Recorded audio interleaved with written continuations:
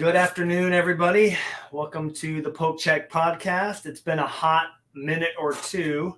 This is episode 9, and happy to be back.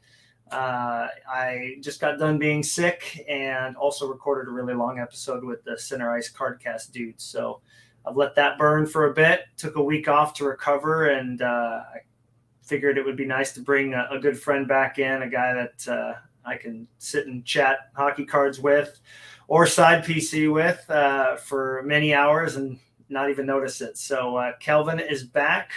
What's up, dude? Thanks for having me on again. How are you doing?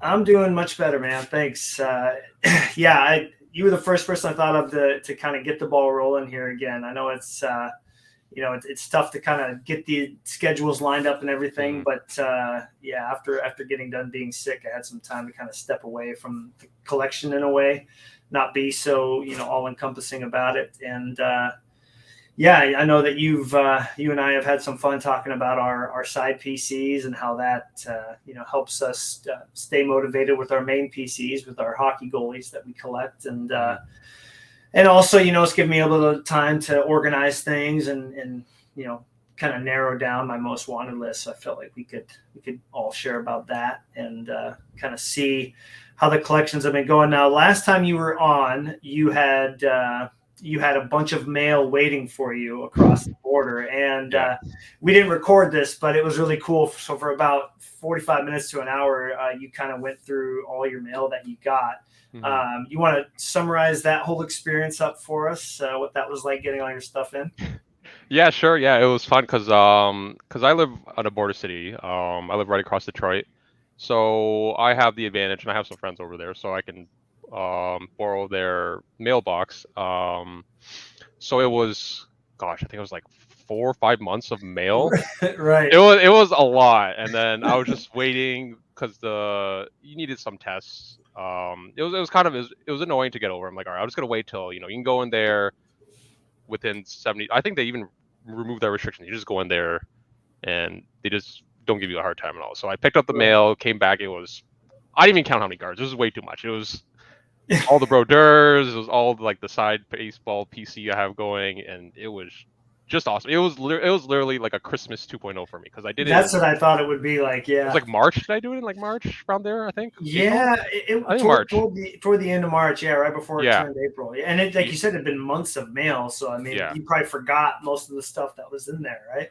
Yes. Yeah. There's a ton of stuff. So like there's just so much I bought, and then it's just cool. It's like almost like re-buying it. Like that's right. I bought it like a second time. Like, oh wow, I forgot I got all this stuff. So it was super fun. A lot of great stuff. And then now the borders like open up again. I can go to the card shows there. Going to one later this week. First time going, so I don't know how big hockey's it's gonna be, but I mean Red Wings is local, so hopefully there's some good stuff. Yeah. Hopefully. Yeah, you have to share about that because I really enjoy having people on here who have the time to go to shows and experience what that's like because I know it's for hockey it's such a niche sport, and we were just talking before we went live.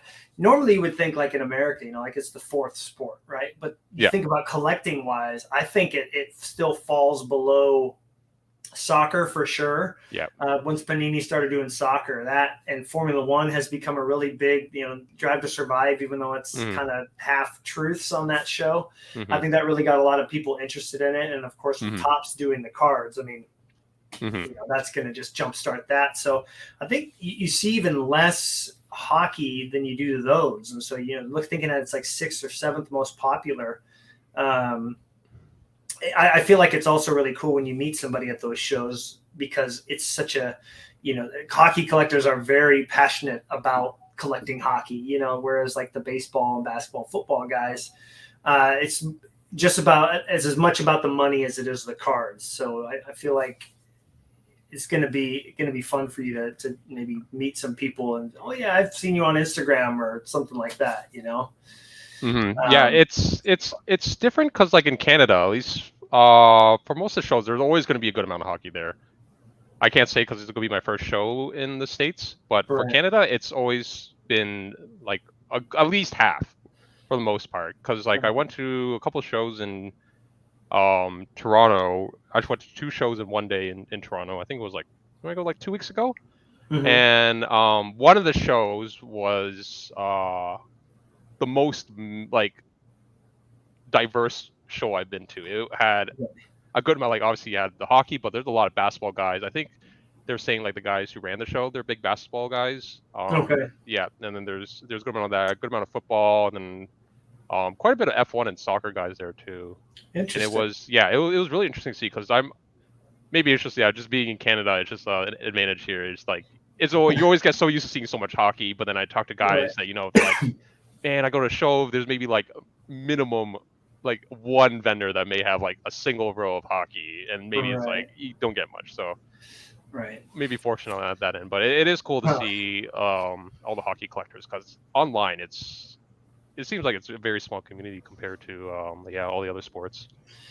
I think there's also that stigma that there's just not as much money tied into the collecting the sport in general, and you wouldn't think that's true with the prices of boxes lately. I know that the Upper Deck is covering their production costs and all this stuff, so totally understandable. But I feel like just in general, baseball and football and basketball have just had such a big following in the U.S. as compared to hockey. Hockey's always been the fourth major sport in our country, as opposed to being in Canada where that, obviously basketball and baseball have really made their way into popularity with the Raptors doing so well and the Blue Jays being a really good team this year. I mean, I wanted to get some Bo Bichette cards for my side PC, but I'm like, I just don't know if I can, man. Everything's so expensive. Yeah.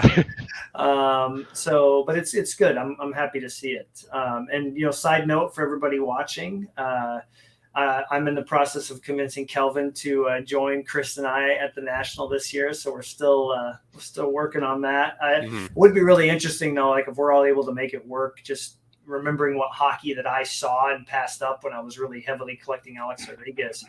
It would be interesting to see if with it starting, especially those 90s inserts starting to really sell for some big money, if there's going to be more of a representation in Atlantic City. East Coast, I feel like there's a lot of East Coast hockey teams, and so that might translate to there being a decent amount for us to work our way through. And regardless, you and I'll have fun looking for our side PC guys and bargain bins, and definitely, we'll get something out of it. You know what I mean? Like regardless if we buy anything major or not, the three of us, I think it'd be really cool to just go and experience it post COVID, because having gone to one the year before COVID came, it was really just a fun experience overall, and just being able to meet different people and see your friends buy big cards and find cards they're looking for or not. So it'll be, hopefully it can work out, because that'll be a card show that we'll remember for a while. So definitely. Well, that's interesting. Yeah, hearing that the other sports are well represented. Were you able to find anything at either of those shows for your PCs? Yes, I was. I did post a picture a couple days ago. I found I do have them next to me. Oh yeah, I was hoping that you'd show these. I do. So I found this. So this is one of the Toronto card shows. I was browsing. Oh, hey, I saw a Brodeur card and listed pretty fair. Made him an offer. He accepted. So it was this card. It was I think it was 1314. Yeah, 1314. Peerless Patches of Brodeur.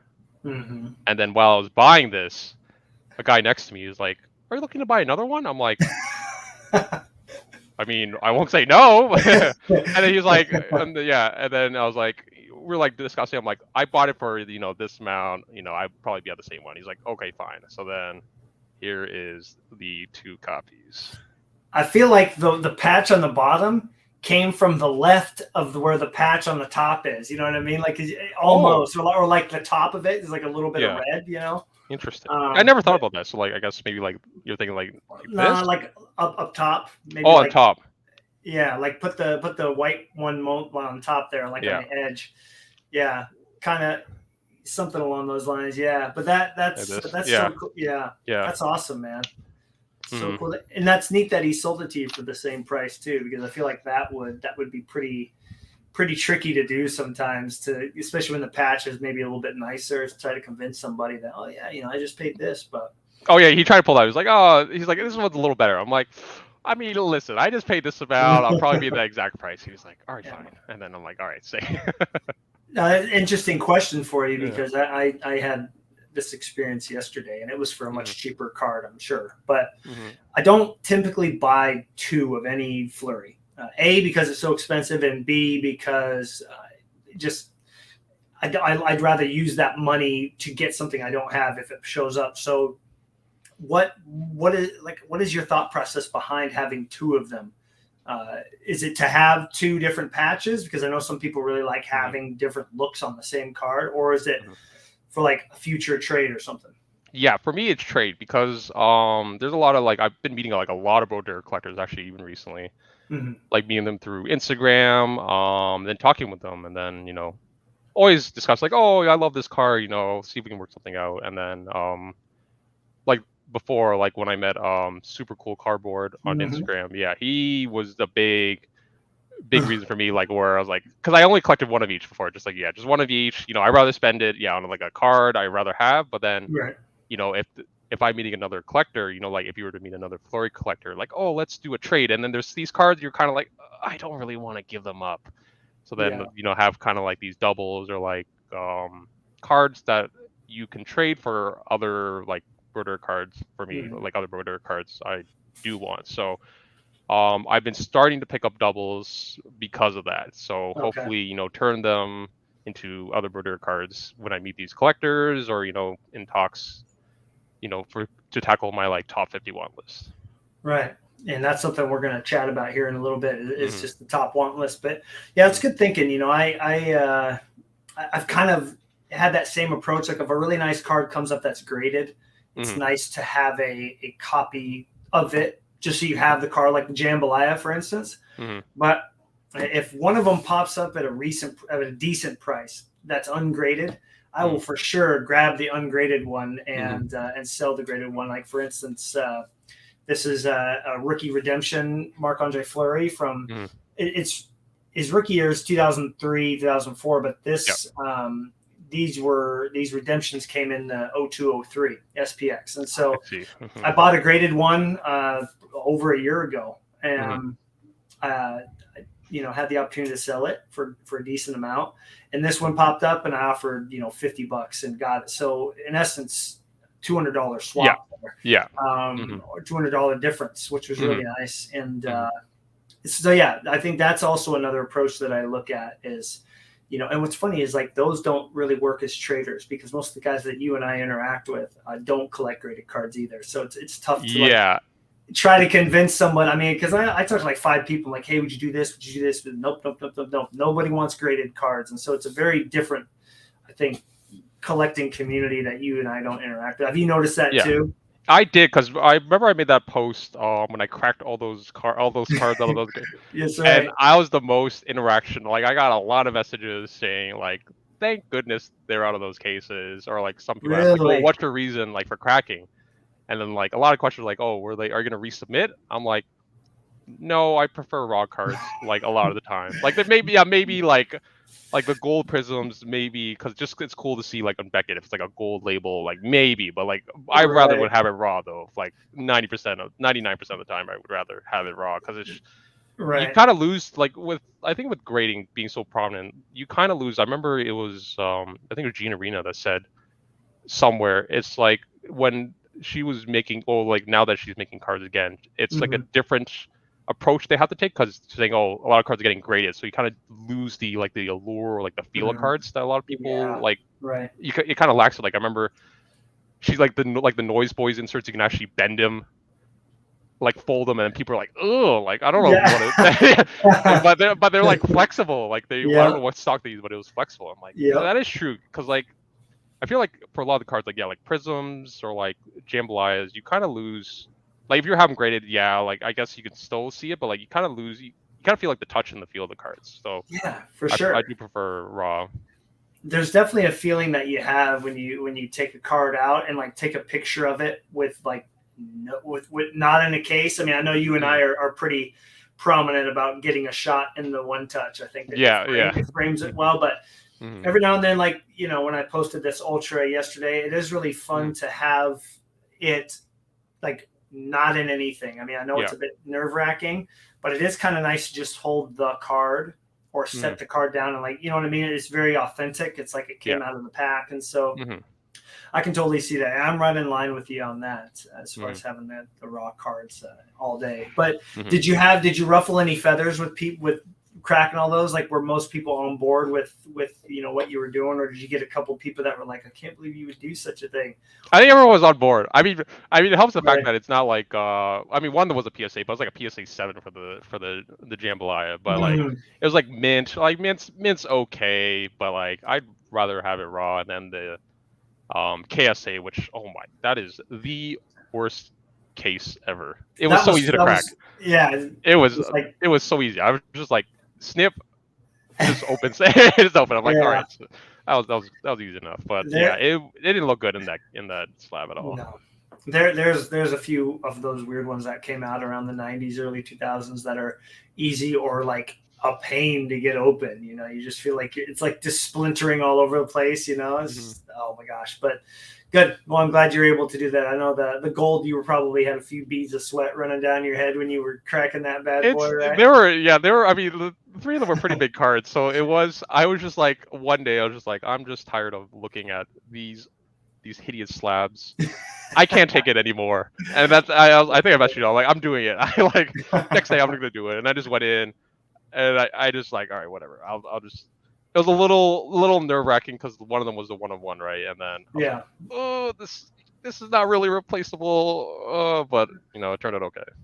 You just got to kind of go for it, man. You got to just kind of forget about it when the card comes out. Then you take your breath there and put it in the one touch and move on. So glad that you're able to do that, man. Well, you know, looking at, I mean, last time you were on here was what, February, right? Maybe I think March. around there. Yeah, February. So we've gathered, especially when you got all those cards, and we've had some great deal of cards come in. And one topic that you really want to talk about is just how we, like, just our approach to organization and even display and whatnot. Let's start with like the basics. So a card comes in, right? New card that you don't have. How are you keeping track of your like just, you know, information as far as like what cards you do have and what cards you're still looking for and all that kind of stuff? Are you using trading card database? Or are you using an Excel spreadsheet? Like what are you using that ends up working out really well for you? Specifically for Brodeur, turns out I didn't even know I did this. I guess I did this years ago.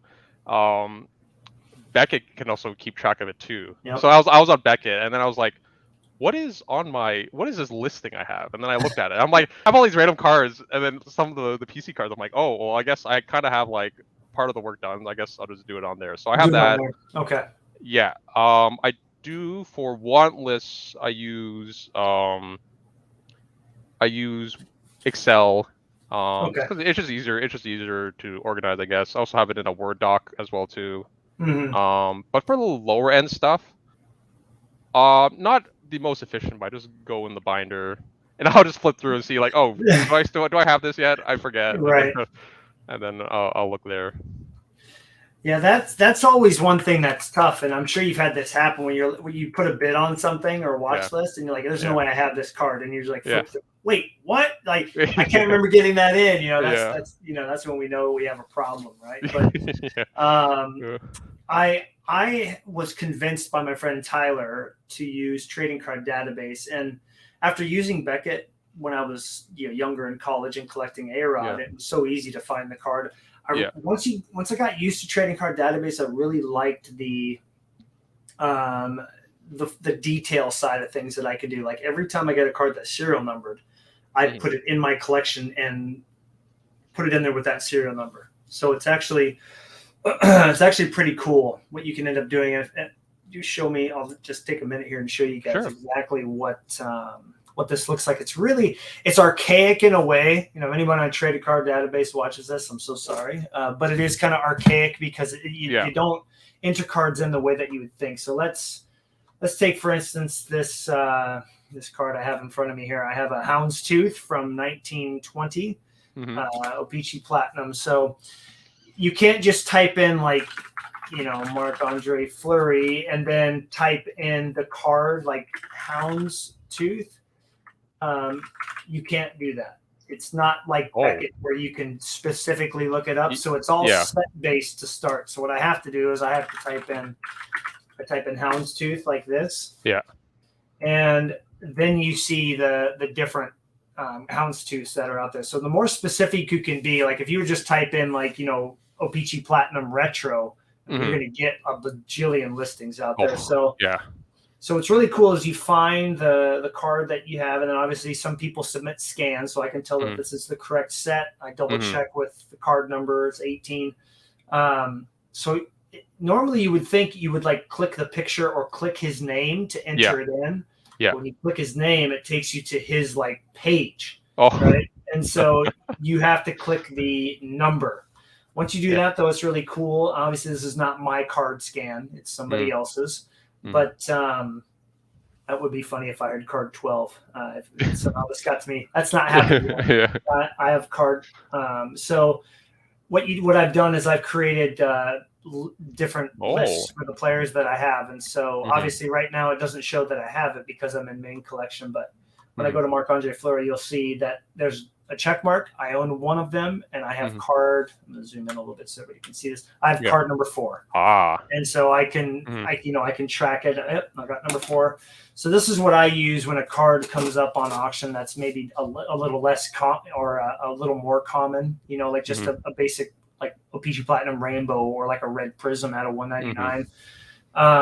So that's how I track each card when it comes in. And one thing that's really cool is I like to go here to collection. And I go to, and there's a few I haven't been able to put in here, like the cracked ice from Prism 1314. Out of 10, I cannot find those anywhere on here. Because it's are they weird with promo cards? Because it's like a Father's Day or something like that, right? Or Boxing Day or whatever. They're on here, but they're buried deep within. But I'd say there's probably 10 cards or so that I own of Flurry that I haven't been able to find on here. So anyway, what's really cool, and this is bogus. Obviously, my collection is not worth that. Anyway, so what's neat is you can look at some of the stats with your collection. But what I like to do is I like to go to this one right here, and I can look at everything that is in everything that's in the collection here, which is really cool. That's cool. So it tells me, I wish it told me like the serial number I had. Like for instance, this SPX Rookie Redemption, I have card 265. It does not list that, but it does list everything that I do own. And so I can go in here and I don't know if I can go in here, and I can look, if I'm looking for which SPX cards do I have, it'll go in here and it'll tell me that I have all of these different ones. Like, I wonder if I have a shadow box. Oh, yep, there it is. I don't need it. So it's pretty cool in that regard. It has everything that I own in here, and you can do want lists, but then they're also a little complicated. So I don't do my want list that way. But it's really cool to just have it all in here. And the last thing I'll say is, let's say you're wanting to be a completionist, right? And you want to see just a list of all the cards that Marc-Andre Fleury has, and you want to just go through and check them off, even the base cards. Well, you can, there's a way to print off, and I have to go through and find it again, but there's a way to go and print off his entire checklist by year. It'll print off all of these for you, even the one-on-ones. So anyways, that's trading card database. And it's archaic at first to learn to use, but once you get used to the process of just putting a card in, and you can just keep up with your collection really well. It helps me keep up with my numbers and obviously what I'm missing and whatnot. So that's cool. Anyways, just wanted to take a minute and show everybody that, because I know there's some people that are on the fence with using that because it has kind of a steep learning curve at first. But for instance, name Indigenous Rookie Cards, he got into it and started using real exits. So it says that I have, or never mind, I thought it said that. It says that I think if I'm looking at these numbers, I own about 17% of all Marc-Andre Fleury cards that have been created. That's pretty good for like a little more than a year. Yeah, I'd say so. I mean, but that, how many of those are 101s and out of 5s and out of 2s, all those like vault cards yeah. from, be a player and all that. So it's tough, but yeah. Anyway, so we both, but you also use Beckett as soon as cards come in. Like when you got that big stack, did you go through and just do all the Brodeur cards and then go to your side PC cards and just put them in Beckett? For the side PC, I do a spreadsheet for the Brodeur. Okay. I'm a little behind, but actually, now that I remember, I also have this. This is super old. I did notebook, year. huh? This is years ago. So this is like, this is such a waste of paper. But I did it so long ago. This was, let me see where it goes up to. I did like 2013 because it goes up to 2013, 14. Is that his complete checklist? Up to 2013. Nice. I have it. So I have it. I haven't used it at all, but I do use this as a reference point. Like if I were like, like if I were like thinking a set, and then I'm like, I forget what cards are in there. I just kind of like turn around and whip it out and just kind of like flip through it and see it, because it's, I don't know, it's honestly a waste of paper, but it's just nice. It is nice to have, because sometimes I just flip through it, and then sometimes I'm like, I don't know the name of it or something. Like I remember the year for like a set or something. I'm like, what is it? And I just go to the year. I can just look at the set and then see what's there. And then the prices are a little out of date, but like I guess it is nice to have that too. Well, it is really cool. No, I mean, we're both doing the same thing. I'll do the same thing with Trading Card Database, because they have almost every set that's ever been made. So it's fun to go like, wait, do I have that Upper Deck exclusives? Because they all just kind of blend together. You're like, wait, I think I have that one. Yeah. Oh, no, I have the high gloss, or, no, I have the French variation, or, you know what I mean? Like there's all these. So it's nice to be able to see that if you keep up with it, that if there's not a check mark next to it, or like in your case, like cross it off or whatever, that we still need it. And so what about like storing your cards and stuff? I mean, most of us, I can see the boxes behind you. Do you have them in any specific way, like by year, or are you just kind of throwing them in there randomly? So I thought about sorting it by year, but it's I don't know if it'll work out. It'll be, because the thing is, like for the base and like all the regular stuff, I do put them in binders. So like I do have sort of in like kind of years. I'll do like maybe like 90 to like 90 like to 99 or something. Or maybe I think I do every decade for it, and then I'll just have like base from that era, and I'll just throw them in the binder there, and then all the low end inserts, I just kind of throw it into one. I can grab it. It's right here. It's just all mumbo. It's the bunch of mumbo. I think it's important. It's important for everybody to have a binder still to look through, man. That it takes you right back to your roots. Yeah, I think it's like I always see online. They're like, "Oh, binders are the worst." I'm like, I mean, they just save so much space. Like you're not going to top load like a base card and just have them piled up, and you have like 1,000 like 4-row boxes. It just but there's like those cases, and even the penny sleeves are not penny sleeves anymore, man. Those aren't cheap. So I think any way to save space is a good thing. So I just grabbed like an old binder that I used at some point, and then there you go. Look at that, man. Here, let me put you on full screen here. So you have that organized by year, or are they just random? No, this is the random one. So I kind of put them in as they go. But like think about it. When we were kids, that would have been like amazing to have, just those cards. You know what I mean? Let alone some of the other ones. Those are great. I'm liking the Pacific flavor I'm seeing. So well done. Yeah, just whatever they call them. Like I think I put like when I initially did it, I maybe had like just shiny cards first, and then everything else last. But there's no real order to them. But that's kind of stuff that like I don't. Yeah, it's just easy to store. Like fun to look through too, right? Yeah, it's just fun to flip through. Like I like how it's not organized, kind of, because it's kind of like a surprise. Because maybe I look in this every like 2 months or so, and it's like, oh, I forgot I had this, and then like it's just cool. Yeah, like what you said, it reminds you of like childhood. Because I didn't really, I think I organized it by like teams maybe at one point, but it just there's no real order to it, right? And it's just kind of fun because it's just always a nice surprise. Right. I'm with you on the binders, man. I organized my Tebow binder. And I like that it's organized, but then with the Flurry one, I only do Penguins in Vegas. I have Vegas in the back and all the Penguin stuff in the front, but I don't have them in any particular order. I just kind of have them randomly thrown in. And I even went to the extreme of if it's numbered over 100, it can go in the binder. Unless it's like a Prism Silver, which is not numbered, but they're darn near impossible to find. That's obviously in a one touch, but most of the inserts that are, like short printed, like netminders or whatever, or like red prisms or O-Pee-Chee Platinum stuff. That's, the reds and the purple, violet pixels and all that kind of stuff, aquamarine, all that stuff goes in there. I like seeing it all kind of mixed up in there. So, cool. Yeah, gotta have binders, man. That's back to our roots. That's how we did it back in the day. We didn't have 4-row boxes of top loaders just loaded up. So, anyways, I definitely agree. Yeah, I think you and I will both agree. Like you gotta have the binder. You gotta have at least one to look through. And I have a goalie binder. I have a '90s goalie binder, and then I have my glass now. I have 2 Z folios of glass now. Most of all my cards are in there.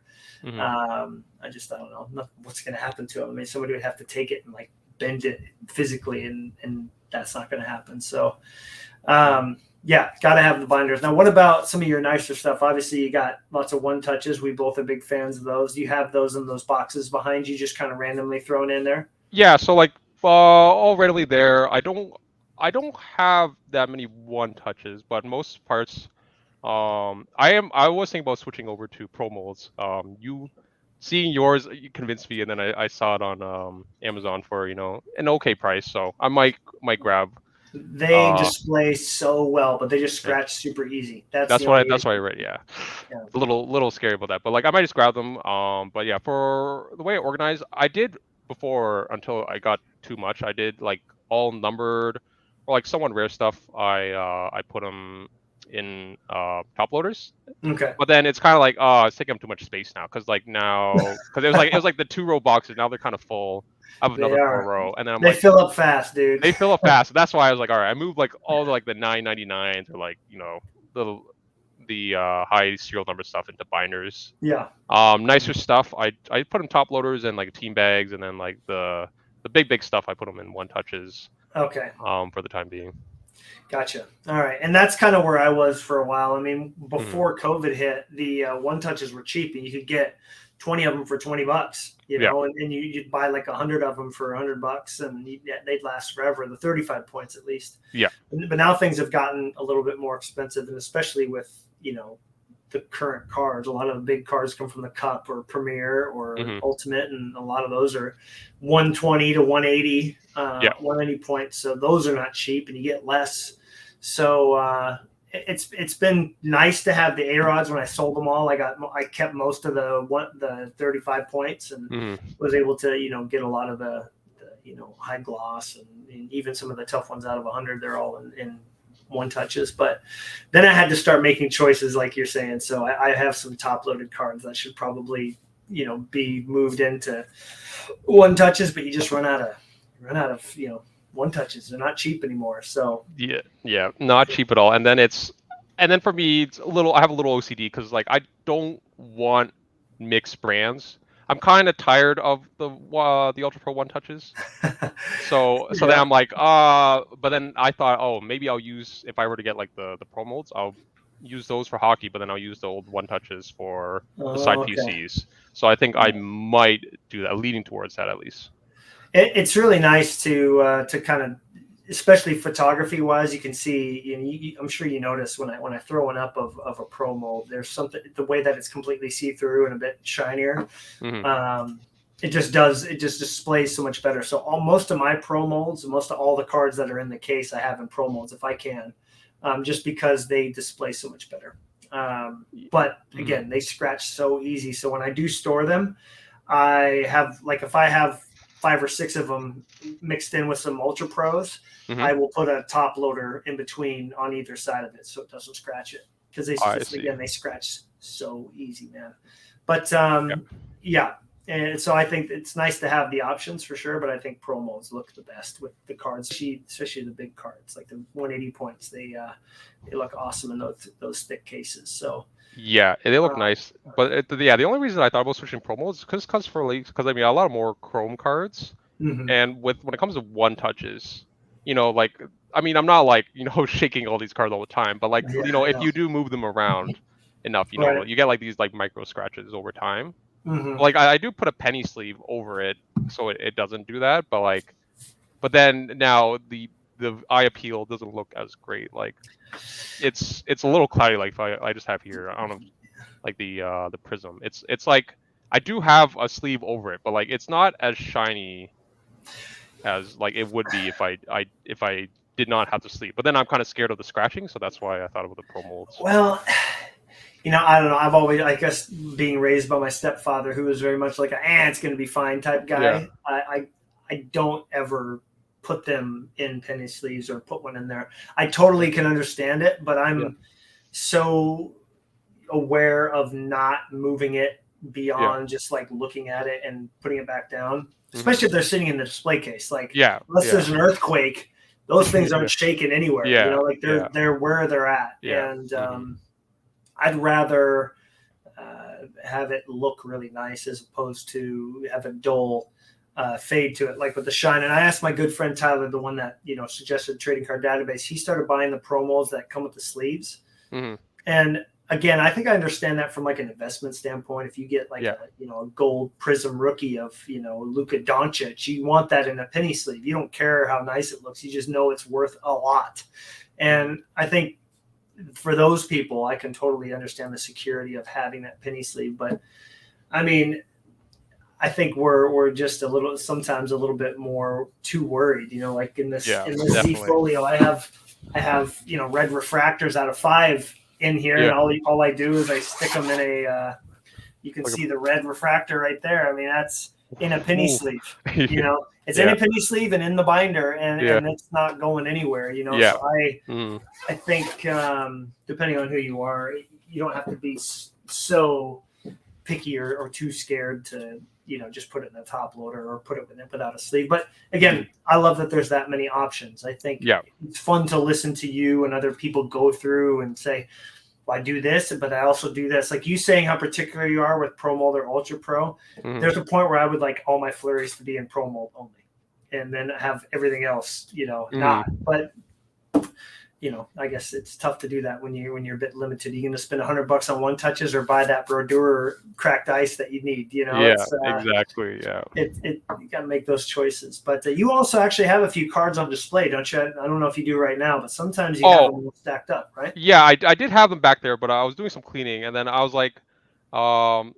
I decided I might put them on like I might add a shelf up here, make it at least I can see it, so I don't like turn around and then like look behind me, like because I'm usually at my computer, so like it would just be nice, have them on display. Yeah, just be right there.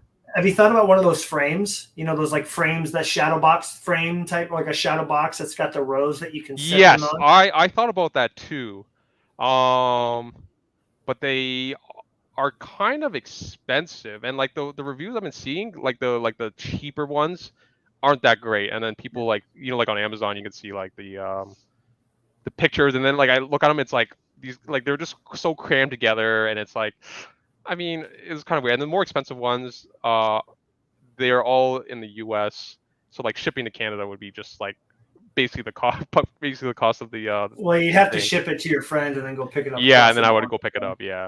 Well, but, it's tough because they're like a printer, a vacuum, any type of appliance that you buy for your house. If you buy the cheap one, it's going to break in 6 months. It's not going to be very good. So you also almost have to just drop the big money on it, right? Yeah, definitely.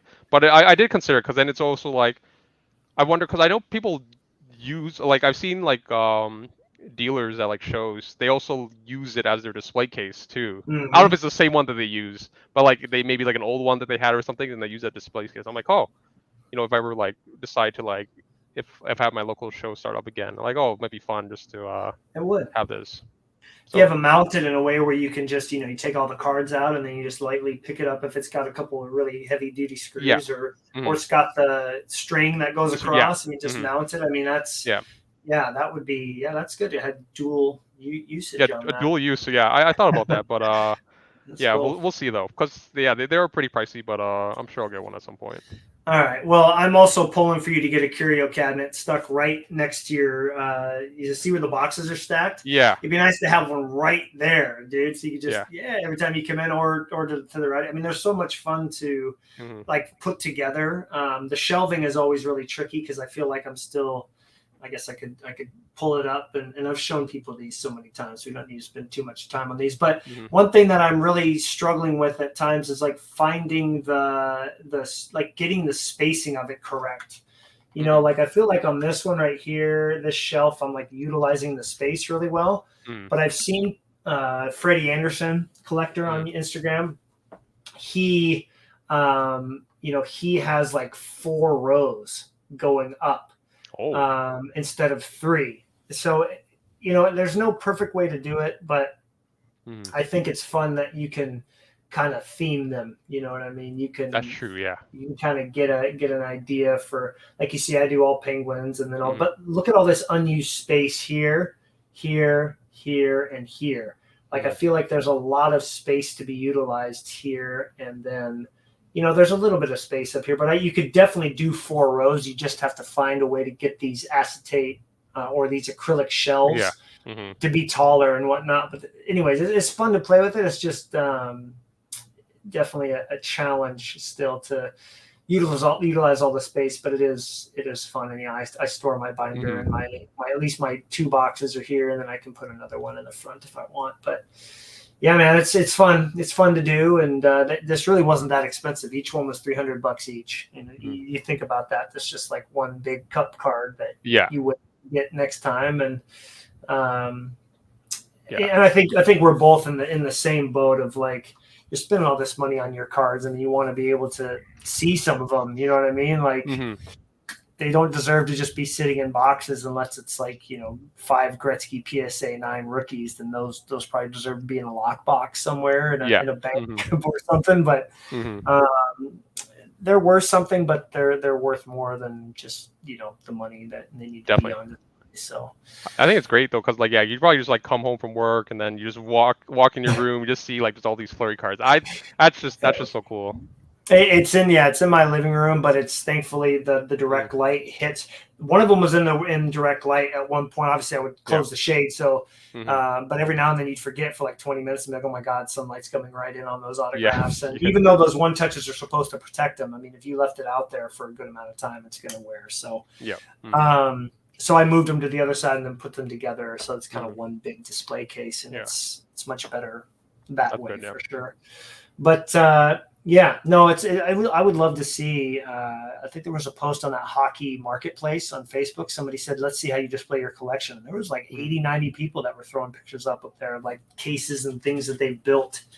I did not see that in baseball. I don't see it in other sports nearly as much as you do hockey. I wonder if there's more of a following and a desire to display cards like that as opposed to other sports. It seems like hockey, there's big, like when you see like the man caves, like the hockey guys are like very dedicated. I think I've mentioned it before. I don't know if in a conversation or the previous episode, there's like a series on YouTube where they like talked a bunch of, or one collector from each of the original 6 teams, and they go through their man caves, and they collect like a lot. I don't think I mean, some of them had like their cards. They had cards, but like it wasn't like a main thing. Like different guys collect like the old Montreal Forum seats. He'll collect like all the Habs collector. Is that what it is? He was nuts, man. It was crazy. Nuts. And then like you see like the Toronto guys. There's another Toronto Leafs guy, and he's crazy. He had like, I forget, one of the like Turk Broder or something, like one of the like original nets that they used way back then. I'm like. I think he like restored it because it was all rusted up.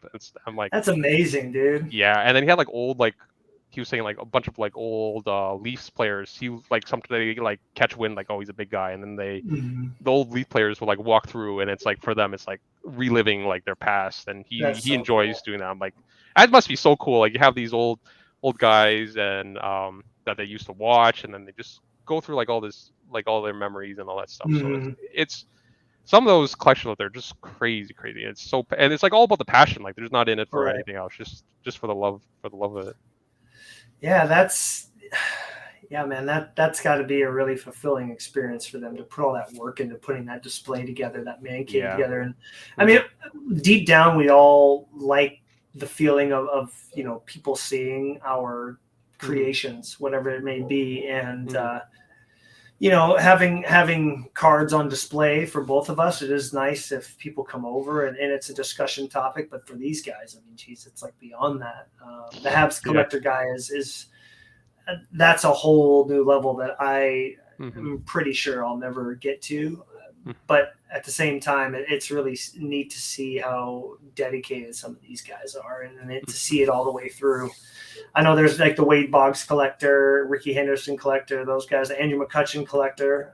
Those guys are like building man caves centered around one guy or one player. And, having Marc-Andre Fleury tell me that I have a lot of cards. Remember that in that video? He's like, that's a lot. I'm like, can you imagine if this whole room was just his pictures? I mean, it kind of is, but it was, I do wonder what some athletes think when they see these things. I feel like hockey players in general are much more like chill about that kind of stuff. But I mean, I don't know how famous if you or I were to become.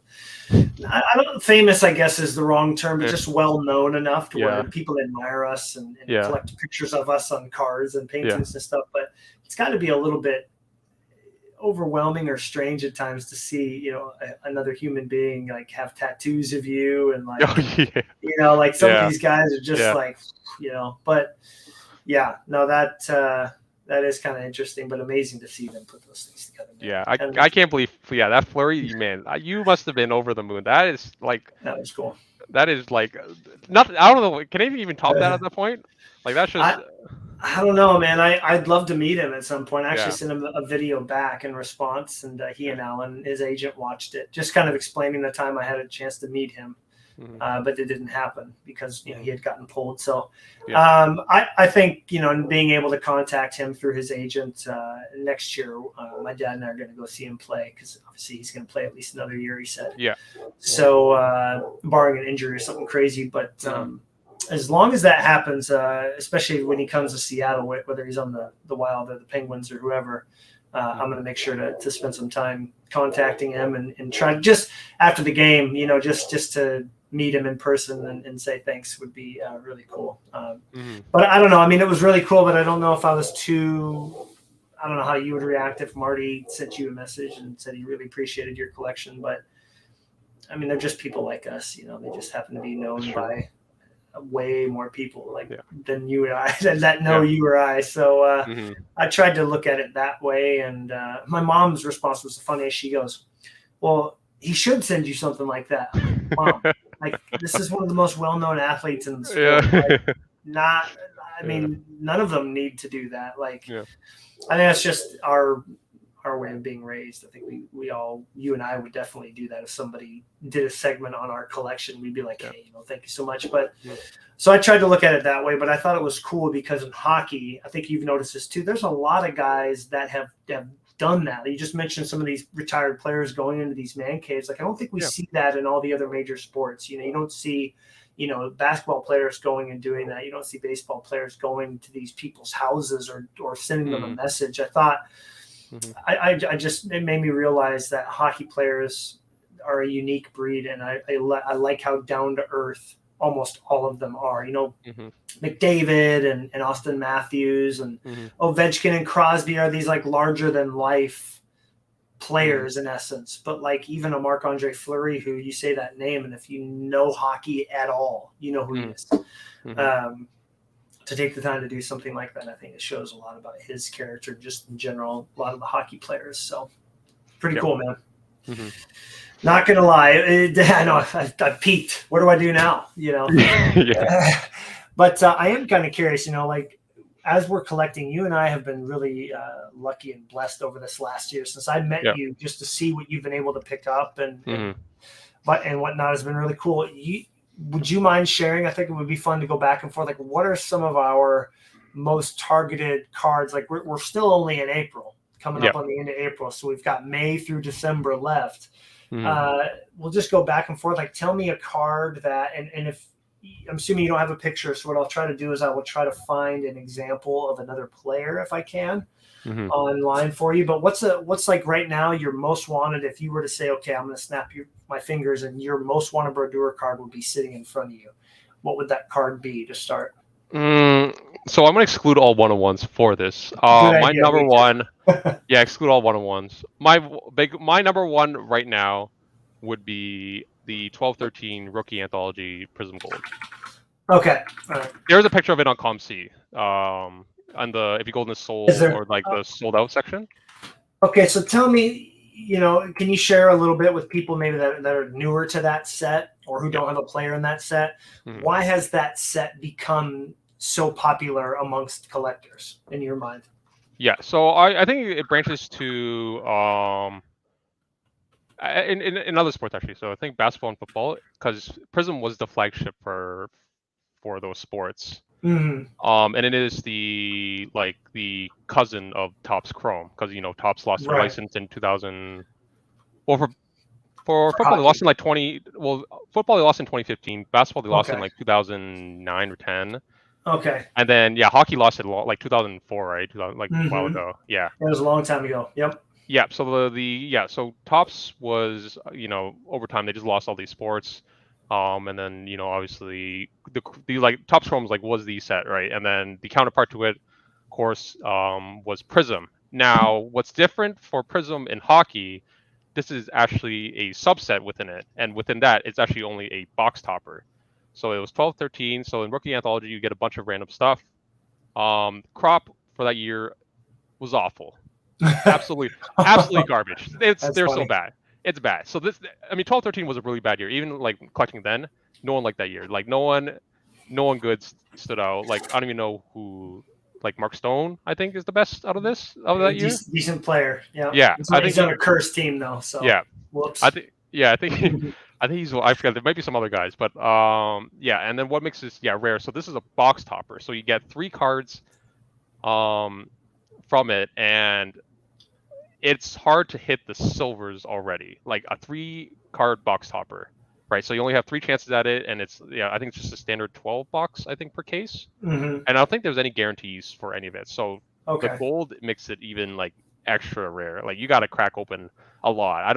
Right. I remember watching like case breaks and like golds maybe like gotten like maybe every couple cases maybe Oh, wow. at best. Okay. Yeah, Because there they're was hard to other hit. colors too, right? Within that. So for the prisms, it was just a box up. So you'll only get prism cards. There's only 3 prism cards in it. But I mean, like, wasn't there like a red prism? Yeah, I'm and... sorry. Yes, yeah. So there's red, blue, and then gold. Yeah, red, blue, gold, and then I think they called it rainbow then. They didn't call it silver then. I think it was called rainbow. Rainbow. All right. Yeah. Gotcha. They changed the name like a million times. Like it was rainbow, and then it was prism, and then now it's silver. Make up your mind. Yeah. So right. So the colors were hard. I opened quite a bit of this. I think I still have it. I just have one for rainbow. But yeah, these colors were hard. Not too loved then either. Right. They were it took a cheap long back in the time. day, right? They were dirt cheap. And if you go on, I don't remember the site name, but this exact card sold like 5 years ago, I think, for like $50. Oh, jeez. And I stopped collecting at that time, so Yeah. I see that I'm like, oh no, not like this. Yeah, it's sad, but yeah, these gone on like crazy amounts. Do the other sports too, and just the rarity overall, and like all the big players, like I think the Taves or Kane, they went for like a couple thousand. So wow. That's yeah, very, very, very, very hard set. And I did get the red recently, working on the rainbow. I have the blue from a while ago. So this is the last card standing in my way for the pack pulled, at least, not including the cracked ice and the pulsar. Oh, that's awesome, dude. Yeah. With the levels of like not just complexity, but the levels of rareness that you're adding on there, and and you can admit, like, I'm sure it's come to mind, like some of these cards out there that we still get for like $10-20 that are, maybe not serial numbered super low, but you go and you watch a case break. Like, go watch a 13-14 Prism case break and see how many silvers they get, and tell me if anybody good came out of there. I mean, like, it's no wonder those silvers end up going for so much more, because it's 2 per box or something. I mean, like, just like Topps Chrome refractors, you'd only get a couple of refractors, so a Griffey would cost you $100 back in the day. Like, that was just how it was. They were not initially at the release. They were not cheap either. They went down over time because like it was just not a fun product. I mean, I guess just Panini in a nutshell. Didn't look like fun either. are like it's just not fun to open. It's just too hard to get anything good. But the cards are great if you do. Secondary market, man, and they've crushed it. Well, it's so tough to try to pick a number one. Already, this has to be it right here. I'll pull it up over here. Oh, your new number one, right? Well, yeah. Well, you got your number one like a little bit ago. Yeah. Oh, yeah. The artifacts. Yeah. But this isn't anything too fancy. But you know me, and that I'm really into the Winter Classic look, and he doesn't have many cards with this mask either. And so it's out of 25, so one's got to show up eventually. But for me, it has to be this Dominion patch auto. Because it's Dominion, but it also has a very like SP authentic type look to it. He's in his Winter Classic jersey. He's got this mask that he only wore, a handful of times. Nice detail on the patch, and then just Panini in general. I love Panini's card design. So this is one that I know where one is that's got a single color patch, but it's his son's favorite card. And even though I offered like 3 times as much for giving him some Flurry cards, his son was like, "Nah, man, I ain't doing it." So when you have a sentimental attachment to a card, it's not something. Especially me being a teacher, I'm not going to pry it away from new kid. So I just left that alone. But I'm really excited for one of these to show up one day, hopefully. Again, I love the picture. I love the card design, and that's definitely my most desired card to try to find. And Panini's been something that I've targeted a lot. So my next one will be a Panini as well. But that's the first one. What's next up on the list for you? Well, I mean, there's a lot of golds, so I'm gonna skip a couple of the golds. But my next one would be 2013-14 Fleer Showcase Sparkling Diamond out of 5. Okay, so let me see. I never even heard of this. So obviously, Flurry is not in there. Yeah. Is it Flare Showcase or Fleer Showcase? It's Fleer Showcase. Yes, Fleer Showcase, and then within that subset, it's the I think it's under Sky. It's Skybox Premium. Oh, those. Yeah. Okay. Yeah. So if we go to Premium and we go to probably to Sold, I'm sure I can find. Now, there's probably not a Bradeur in the Sold, but I'm sure we can find somebody who has Sold on ComC just to give people. Oh, well, I do know where 4 copies are. It's under one collector has them. He has four of the copies. Well, that sounds like the Panini. What is it? The Flawless Diamond card, because one sold a few months ago. I told you this, so that passed on, and I know where the rest of them are at basically. So it's like, or 4 of them. It's kind of like, oh man. But here's a PK. And that's not even that good of a picture, but holy but it's super shiny. So the same collection. So I traded with him. Yeah, super cool cardboard. He has 4 of them. You got to get one from him, man. He teases me all the time. So like he's like, oh, I have something that may interest you, and he always say that. Here's some picture of it. And then it's like then we talk because Mike trade one of the Dominion cards I got earlier, the Peerless patches. Okay. Might work out something, but meet him at the expo and we'll see. But that's gonna be sweet, dude. That's gonna be awesome. Yeah, it's either that or like somehow find the last copy somewhere. But they are gorgeous. Yeah, because there's 2 parallels to them. I don't know. The Ruby too, right? Yes, I do have it with me, but you could also just look it up too. Yeah, so this is here's a bit better of a sparkling diamond picture right here. Look at that. That's how do you say that? Gregorenko. Okay. Yeah. I was thinking it might be pronounced some strange way. Yeah. And the rubies too, right? The rubies are super nice. Here's a Natty Mac. All right. Yeah. I think I like 2021's rubies better, but man, these are just I think they're super nice. The scan's kind of whatever, but ComC they've started a new program where there's some scans. I mean, look how dull this scan is. Like, come on, man, really? Like that does. I hope that if Flurry gets one, they put that scan up because nobody's gonna want to buy that. But it's is Flurry in the set? No, he's not. He had a bad year this year, so he didn't get much love. Sad. I'm bummed he's not there. But Yeah. there's the Marty Yeah, Brodeur. there's All the right, Marty, cool. Yeah, that's Yeah. going to be awesome, dude. That might be a picture that just breaks your Instagram. I think you're going to get too much action on that picture, dude. That's going to be nuts. Yeah, it's gonna be interesting, but it's I don't know. I might have to give up a lot, but it'll probably be worth it because I wanted this Worth card it. for a long time, and then only to find out like a couple months back that someone has all like not all four, sorry, 4 of the 5 Right. copies. So You'll get one from him. If you've Yeah. traded with him before, he seems like a pretty decent guy. Yeah. He and I just weren't able to make a trade work. Yeah. For the Mhm. one Flurry he's got, but seems like a good dude, and I Mhm. hope you're able to make that work. Yeah. So next up for me is the Buried Treasure autograph from National Treasures. I'm sure you're familiar with this set. Oh, Yeah. yes. So, I have the non-auto, but they're so hard. I had it my at the ready. Yeah, I don't even know. Yeah. I've never even seen the not auto yet. So. Oh, really? Nope, Because they're never out seen it's one. 50. Is it? Wait, is it 50? It is 50. Yeah, 50. Yep. Yeah, it's 50. Never seen one. So they're locked up in collections, I'm sure. But yeah, this is definitely one that is such a unique. I mean, again, Panini breaking their products was a hard endeavor. Yeah. But on the secondary market, man, they got some really, really unique cards. And so, this is definitely, and the way they edited this picture of Flower with making everything extra dark around the face and the mask and everything with the black jersey, it's darn near perfect. So this is numero dos on the old want list. That's a good pick. That's because I don't have too many autos on my want list, but yeah, this is one of the few autos on the want list. They are, I think I know where half of them are locked up, but gosh, I hope one day I get a chance at it. That would be great, dude. I think the Brodeur's out of 10 too, right? Yes, I think all the autos are out of 10. Are they? Okay. Gotcha. Yeah. So rare. I think someone's working on the set. I think I don't know if they still are, but yeah, that must look so nice having all those. Oh.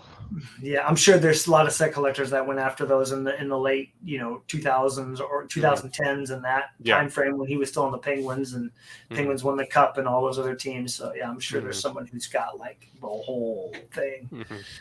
All right, where are we going next? This is a tough one for me. I'm trying to add a little diversity here. Let's do a 90s card. Okay. I don't think I want to ever shell out this amount of money, but hopefully, and I almost had a chance to get this. Oh, I know. I got to put on the list. I got to put on the list. Just because I want that. Yeah. That's got to find. All right, platinum mirror, right? Yeah, platinum mirror gold. Yeah, got to throw that one in there. Oh man, I don't even. It's 97, 98, right? 97, 98. Yeah. Obviously, he's not going to do a really good job of showing these off, but yeah, I just can't even. This Yager looks decent. Yeah, your story of losing out on that one was tough to hear, man. Not gonna lie. It's super. Yeah. So what happened was I saw listed. Gosh, I think it was like December, maybe November or December. I think around there. And I was talking to the guy. Oh, looks so nice without the peel. The peel, yeah. I wanted to peel mine so bad, but I can't bring myself to do it, and I don't like the peel on cards. Yeah, if you somehow find a second one, you gotta peel that one. Oh, that's never gonna happen. Yeah. No way, dude. Yeah. If Jocelyn Tebow's was $200 2 years ago or $250, it's gonna be way more now. Yeah. So I saw on eBay. Yeah, this guy was getting rid of his Brodeur collection. But I talked to the guy. He said he was selling it for a friend. But I'm not too sure how true that was. But he had like the Epics Emerald Moments. Oh, wow. He had some of the bigger 90s stuff, and then he had this listed for $1,200, which is super pricey. I'm like, I never see this ever. So I wanted this would be like the most I ever spent on a card by far. Yeah. I'm like, oh, this is tough. And then and then he listed it like I think for like 2 weeks, no bites. And then I messaged him at one point. I was like, oh, would you do like $1,000? I think this is all Canadian, by the way. It was like 1,000 Canadian. It's like, oh, sure. If it doesn't sell by this end of listing, like I'll put up for $1,000. I'm like, okay. And I'm like on the fence. I'm like, oh, this is a lot of money. Should I do it? And then because I've never spent like I think the next closest was like I don't even know, like 600-700 maybe. That's Which, I mean, Canadian. You spent yeah, 700 it's Canadian, yeah. Which I mean, I guess kind of close, but like 1,000 is like it's a pretty big jump. And then, It's that yeah, extra digit, dude. yeah, You know, like yeah, it makes you like, because 850 yeah, is my max, and even though it's yeah, only 150 more, it's like yeah. that's a month's rent right Yeah, there. You know, that's a lot. I gotta, yeah, I had to sell stuff or give up something. I'm like, ugh. And yeah. then and then I got a message from like, oh, sorry, it got sold. I'm like, what? Wait, what? Someone, I was like, I looked at it later. Did someone buy it for 1,200? But like, no one did. And then he's like, oh, he relisted it for like 1,000, and then someone sniped it before he could message me. So unfortunate scenario, but I have Yeah. a little sigh of relief knowing, I didn't spend 1,000, but then now I might have to spend more in the future. But Well, it just wasn't meant yeah, to be, man. It just yeah, wasn't the right time. Obviously, it was like yeah, the collecting gods were letting you know that it wasn't time. It wasn't yeah. time about But that. hopefully, yeah, another chance in the future. But I would put Yeah, that as no my joke. number 3. All right, that's a really solid choice too. Yeah. They're gorgeous. I'm not going to go Hmm. get mine and show it because that's not. Yeah, I Hmm. don't play that game. We can both show them off when we both own one. How about Yeah. that? Sounds Perfect. good. Well, since I'm going to follow your theme of a Mhm. bit of a painful memory, you and Mhm. I shared in this one with you. You know exactly what card this is Oh, probably going to be. Here it comes. oh man. Oh no. The first Vegas card. Yeah. Yeah, this was a really tough one because this isn't really. It's out of 25. It's an auto. If this came from the cup, this would be like a $200 card. Like if you look at the not the emblems of endorsement, the enshrinements. The enshrinements flurry is out of 25, and actually one just sold for 120 the other day. That was one of those ones where I should have bought a second one, like you said, and had it for trade bait. But anyway, so when I was bidding on this, it went for over 350 or something. And I remember when I put in the 350 bid with 3 seconds to go, it said 250, and then it ended. I'm like, oh, good, I got it for 250, and then it said ended. Sorry, you did not win 351. Like, how'd the bid get in there? Like sniping, it's a snipe of itself. I totally understand it. It's got its place in eBay. I just think for anything over $100, you should have to be there when it's ending to put in a bid. But yeah. And I'm sure they'd make a bot to do that too. So anyway, I lost it for 350, and I wasn't necessarily upset. I was just kind of perplexed because it was during the off season. He had just signed with Chicago. I'm like, this can't be that much, Yeah. But we kind of both came to the conclusion that it had to have been a set builder because I've still not seen it posted on any major Flurry collector accounts. So. And Marks of Distinction is a pretty popular set, right, for SP Authentic? Yeah, they did it a couple. I don't know if they do it every year, but they do it pretty often. Okay, and they've got good foil on them, and they're always good pictures. So, yeah, this one stung. This one definitely stung a bit. Not gonna lie, but it sits at number 3. It's my lucky number 3. So hopefully, it comes up for like a really reasonable buy it now, and I could just like you're hoping for the gold, just hope that it's a bin and we just hit the button and figure it out later. Very true. Very true. So that is my number 3. I think we got time. Let's do a couple more each and see where we're at. Sure. This one kind of cheating. We said no 1-on-1s, but this is out of 2. So there's the second one. Okay. So this is out of 2. This one is out of one of my favorite modern sets, as like post playing days. Okay. 2019-20 Upper Deck Stature Century Moments Black out of 2. Oh geez. Okay. Yeah. So you just put Century. Oh, sorry. Century Momentous Black. Momentous. Yeah. US at the end. Yeah. TOUS at the end. Oh, sorry. Yeah. Okay. Okay, so it's him holding the cup above his head, I would assume, right? Yes. So there's a couple parallels. I do have all of them except for the black. Yeah, man, I'm really hoping that Stature comes out again because I'm hoping that Flurry makes it into like this set especially. I feel like he would be perfect for it. I mean, there's Crosby holding the cup above his head. I mean, come on now. But just to show everybody, this is a really it's funny. The scan of the card on here was way better than the actual picture of the card. Like click on, there it is. Mhm. Here's a Yager. I'll show everybody. This is the green, but what is it about this card that you just like so much beyond the obviously? Here's the Yager. Yeah. So, oh, actually, here I'll send you a link too. I found the black. Okay, I perfect. posted in the chat. Yeah. Okay. So yeah, so stature so I got back in the hobby after quitting like a million times in like 2020, and then I was like, okay, what's new out there? And I think stature was like one of the newer sets. And I'm like, oh, these cards, seems kind of cool. I'll buy one. So I think I bought one of like the base blue ones. I think it was one of my first ones.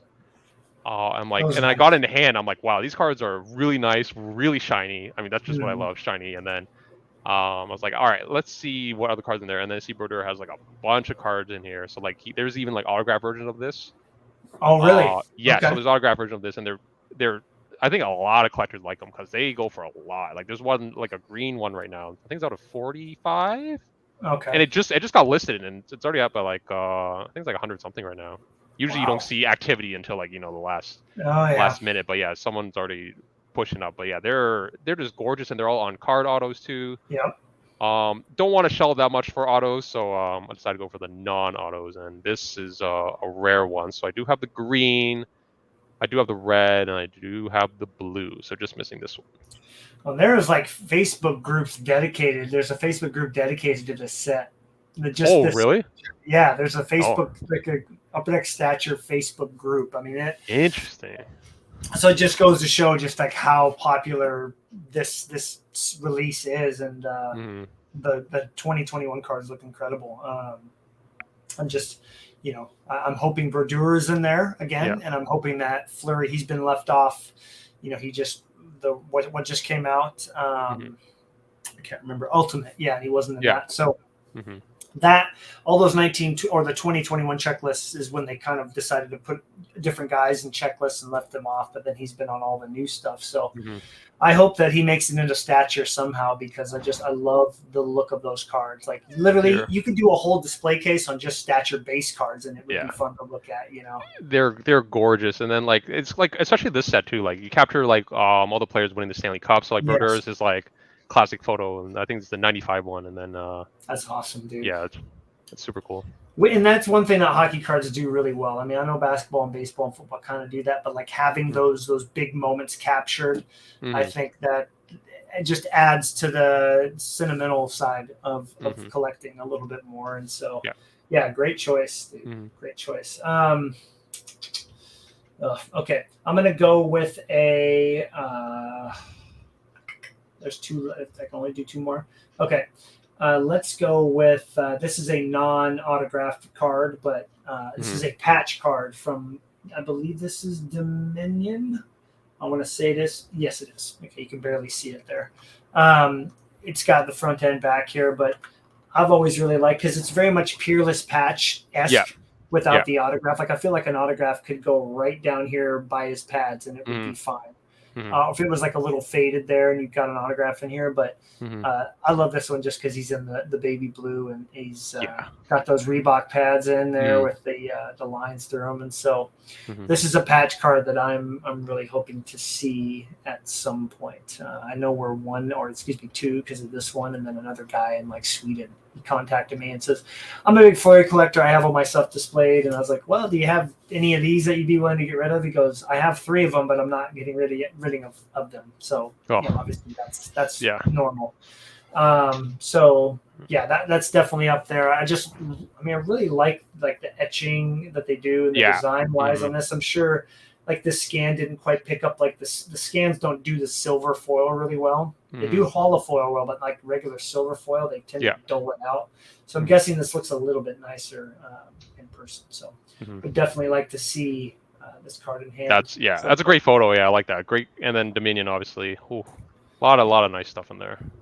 Love it. So all right, we're down to our final want. I think I know which one I'm going to pick, because I've I've been wanting to. I had the Stature Black on there, and I had a chance to buy it for $100 a little while ago. I was like, I'm not paying $100 for a card out of 15. This is before he got traded to the Wild, so hopefully I don't regret that anytime soon. Yeah. But they're going up. They're getting, like, I just look at it. I see a lot. I don't know if someone's trying to build a set or anything, but like they're going for quite a bit. They're gaining a pretty big following, so I think that I've missed my opportunity to get that. So what's your number 5? Well, I decide on what my 5th is. What is your 5th one? Well, I gotta put a Pacific card in here. Ooh, there you go. This makes me happy. I gotta do Pacific, and then now, since I just got one in recently, I'm only missing one of this card, and I will pick. Let me see what year to make sure it is. Where is it? Oh, I see it. It's a 2001-2002 Kramer's Choice out of 49. Okay, so 2001, 2002 Kramer's Choice. And what is it? I mean, obviously the Kramers are very popular cards, but what is it about this particular one? Is it this like the blue? I don't even know what it looks like. I don't think I've seen a pick. I mean, I don't remember seeing the other players, but what's the reason for this year is that that's the only one I'm missing out of all the Kramer's Choice that Brodeur has. So that is the last one missing out of the whole run. This is really interesting too, because they normally, if they were numbered, geez, I don't know why it does that sometimes. I'm gonna give like the viewers epilepsy watching this thing. Is that typically the silvers like this are the ones that are unnumbered, and then you see the colored ones numbered, but these the only ones that you could get from a pack were numbered out of 49.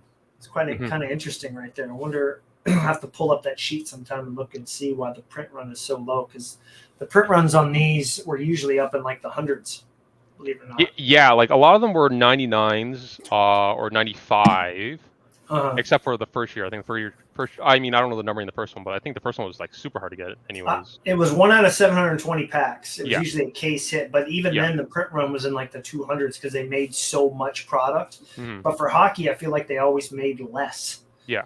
In general. So wow, that's a tough one. Have you seen a Brodeur of this lately? No, I've not seen one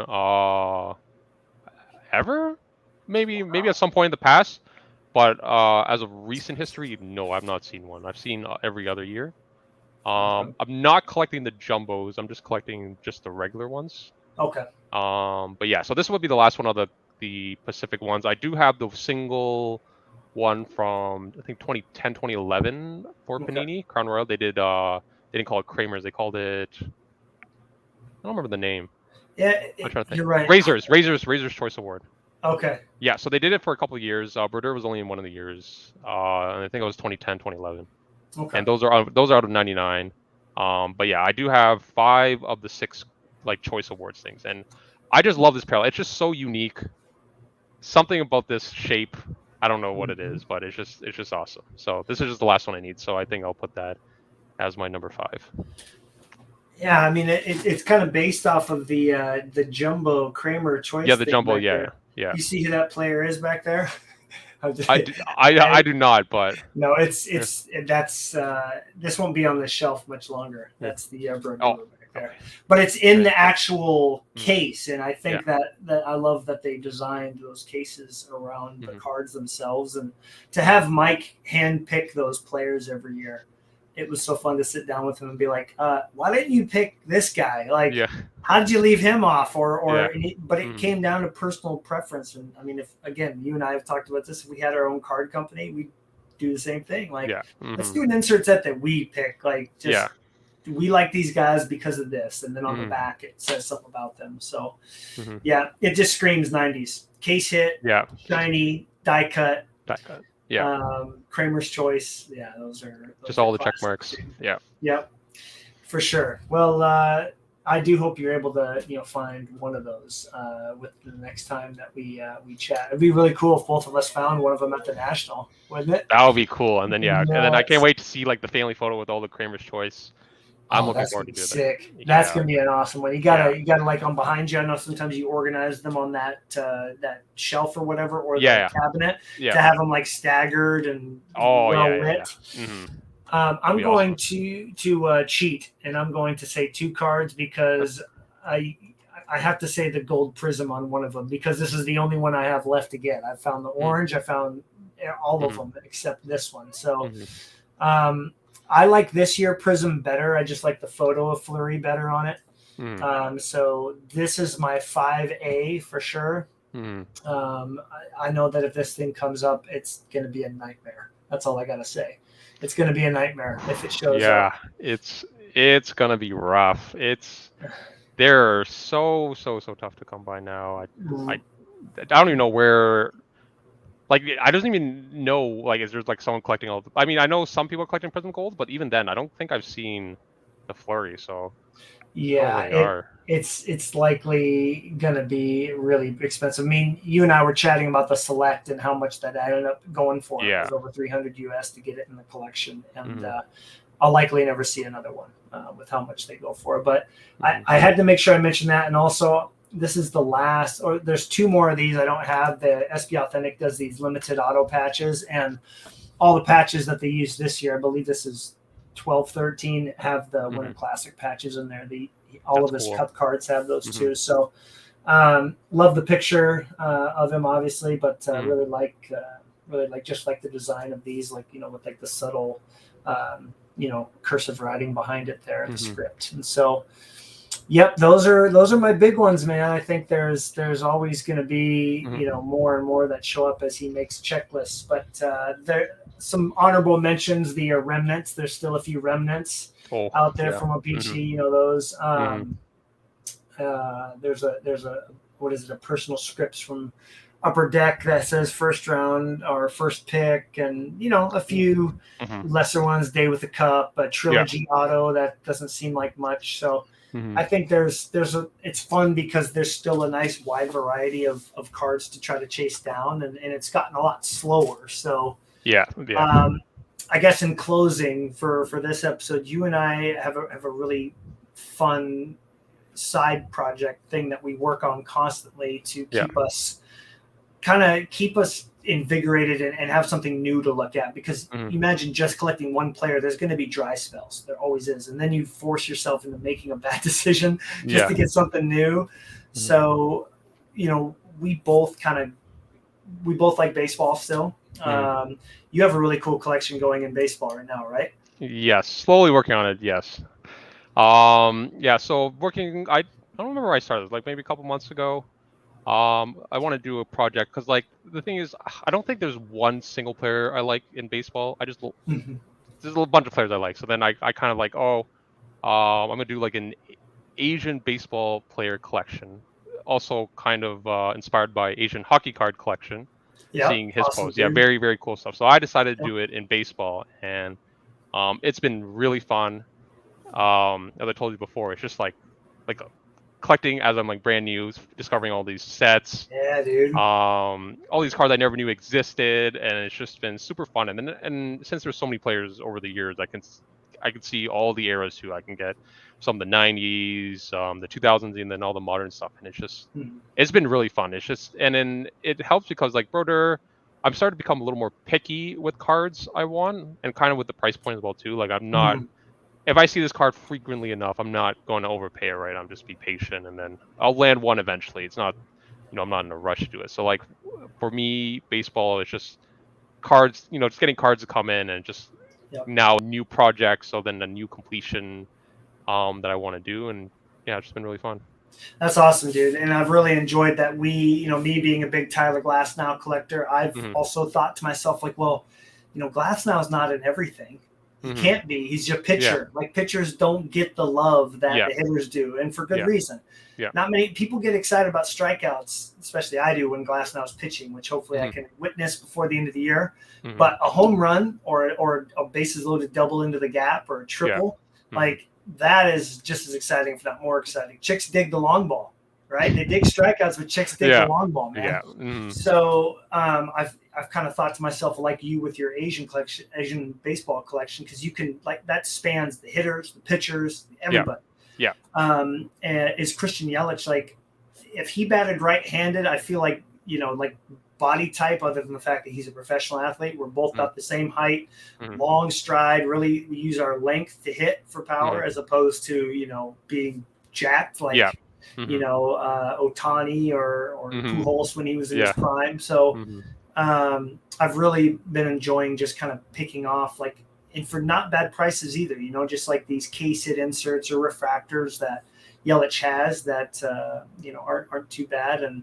But the baseball stuff in general, like you and I, we love Mosaic. We love talking Oh about yeah. those Yeah. parallels. Mhm. Bowman's Best, Finest. Like there's some really cool stuff out there that we can kind of go through that discovery of, and it gets us excited when a new checklist comes out, because now when the Donruss checklist drops, I'm going to be looking for, the dudes that you collect and seeing, if Yelich is on there, which he will be, but then Glass now, and it's fun just to kind of see new cards that hockey players don't have. Like, we'd all love to see a mosaic peacock of Marc-Andre Fleury or Rodeur, but Yeah. Oh that's not going yeah. to happen. So Mhm.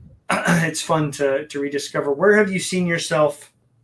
Like, has Panini been actually a fun place to kind of hang out and find new cards? Yes. One, because it's super affordable.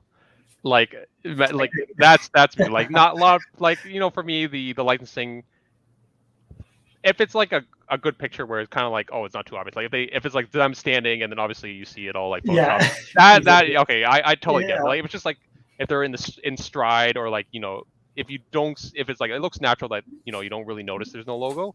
right. Those those cards are great. And then just being able to, I guess, collect modern cards at like a affordable price too. Hmm. Can't complain about that. Like you getting what you said, like case hits, like low number stuff for like $10 or under, Yeah, $15 it's under. Like just crazy stuff, man. it's crazy stuff. Like, and then imagine that in like other sports. Like imagine that in hockey, and then obviously you see it in like basketball, football.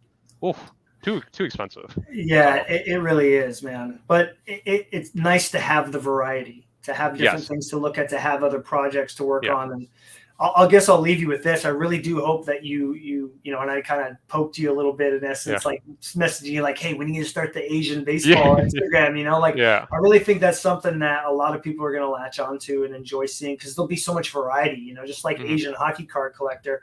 Mm. That vintage goalie card he has all the way to like Oh yeah, super his cool. Paul Correa Ultra Gold Pen Auto. Yeah. He's got patch autos of great players. I mean, the variety you're going to be able to have is just, that's going to be super cool to see. And yeah, man, I'm already excited for next year's Mosaic. I don't know if Glass now is going to be in it, but I know that you're going to have, Darvish. And what about? Hey, I was going to ask you, since we're talking about Asian baseball players, what about that rookie on Cleveland? I mean, he's been, Stephen Kwan. Yeah, he has dude. he has no like pre-rookies at all. So looking forward to picking some of this stuff.